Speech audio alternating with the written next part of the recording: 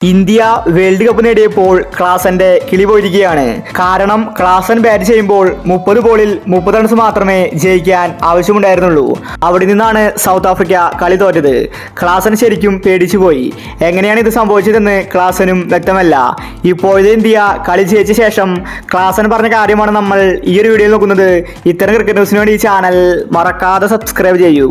South Africa ശരിക്ക് നാണം കെട്ടു എന്ന് തന്നെ പറയേണ്ടിയിരിക്കുന്നു. ജയിച്ച മത്സരമാണ് അവസാനം കൊണ്ടുപോയി കളഞ്ഞത്. ഇന്ന് ഇന്ത്യ കളി ജയിച്ചപ്പോൾ ഹെൻറിച്ച് ക്ലാസൻ പറഞ്ഞത് ഇങ്ങനെയായിരുന്നു: എന്താണ് ശരിക്കും സംഭവിച്ചത്?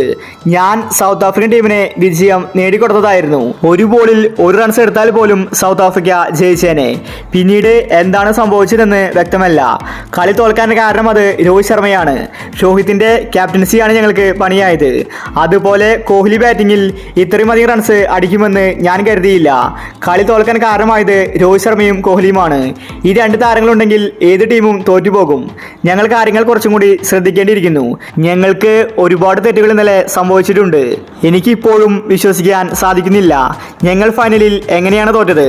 ഞാൻ ഇത്രയും മികച്ച കളി കാഴ്ചവെച്ചിട്ടും വേൾഡ് കപ്പ് കൈവിട്ടു പോയതിൽ നിരാശയുണ്ടെന്ന് ക്ലാസൻ വ്യക്തമാക്കി. ശരിക്കും ക്ലാസൻ ആ വിജയം അർഹിച്ചിരുന്നു. അതുപോലത്തെ മികച്ച ബാറ്റിംഗ് ആണ് ക്ലാസൻ പുറത്തെടുത്തത്. ശരിക്കും ക്ലാസനെ മെല്ലെ കളിച്ചാൽ കളി ജയിക്കാമായിരുന്നു. വെറുതെ അനാവശ്യമായിട്ട് അവസാനം വരെ വാരി വലിച്ചടിച്ചു. അതാണ് പണിയായത്. 30 ബോളിൽ 30 റൺസ്.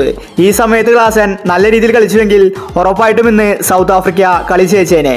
ഇനി പറഞ്ഞിട്ട് യാതൊരു കാര്യവുമില്ല. രോഹിത്തും കോഹ്ലിയും ടീമിലുണ്ടെങ്കിൽ മറ്റു ടീമുകൾ ശരിക്കും പേടിക്കണം. കാരണം രോഹിത് എന്ന ക്യാപ്റ്റൻ അത്രയ്ക്കും അപകടകാരിയാണ്. അതുപോലെ കോഹ്ലി എന്ന ബാറ്റ്സ്മാനും. ഈ 2 താരങ്ങളുള്ളപ്പോൾ ഇന്ത്യക്ക് പേടിക്കാൻ ഒന്നും തന്നെയില്ല. സൗത്ത് ആഫ്രിക്കൻ ടീം ഇന്ത്യക്ക് വെറും ഒരു ഇരയായിരുന്നു. അപ്പോൾ ഇത്തരം ക്രിക്കറ്റ് ന്യൂസിന് വേണ്ടി ഈ ചാനൽ മറക്കാതെ സബ്സ്ക്രൈബ് ചെയ്യൂ.